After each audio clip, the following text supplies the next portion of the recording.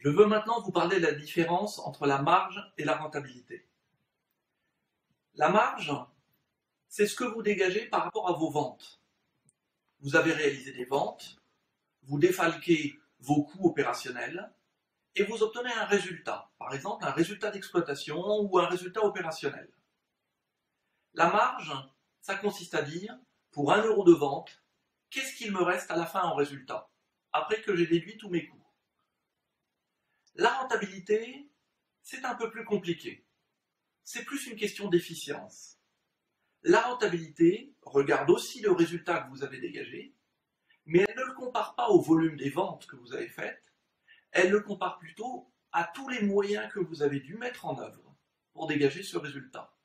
C'est-à-dire, la rentabilité se préoccupe du poids du capital que vous avez dû immobiliser pour réaliser une certaine performance.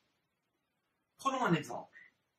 Dans la production d'électricité, l'électricité produite de manière nucléaire offre une bonne marge. Parce que si l'on exclut les coûts de retraitement en fin de vie d'une centrale nucléaire, au quotidien, dans la gestion opérationnelle, l'électricité nucléaire coûte assez peu cher à produire.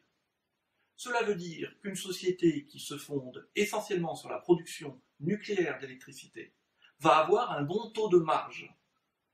Par rapport à ses ventes, elle aura relativement peu de coûts de production et il lui restera beaucoup de résultats. Ça, c'est un taux de marge. Mais prenons toujours le cas de cette société qui produit à partir de nucléaire et regardons les moyens mis en œuvre. Il faut des centrales nucléaires, il faut du combustible nucléaire et tout ça, ça coûte très cher et ça immobilise beaucoup de capital. Dans ce cas-là, le résultat dégagé, qui n'a pas changé, sera comparé cette fois à du capital qui a été bloqué et qui a été bloqué sur du long terme. Le taux de rentabilité ne sera pas aussi mirobolant que ça. Il s'ensuit que quand vous avez une activité, vous devez regarder deux indicateurs qui en feront émerger un troisième, qui est souvent un peu caché. Premièrement, vous devez regarder votre taux de marge. Pour 1 euro de vente, combien est-ce que je dégage de résultat?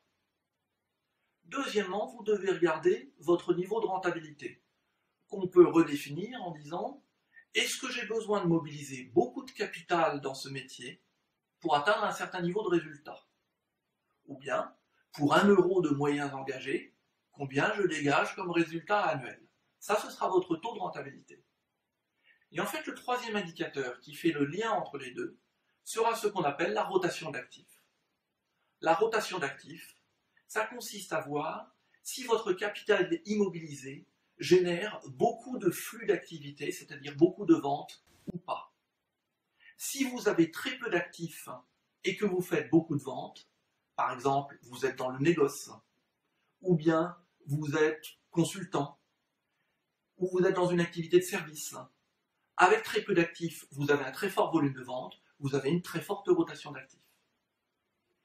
La combinatoire entre un bon taux de marge et une bonne rotation d'actifs, c'est ça qui vous donnera un bon taux de rentabilité.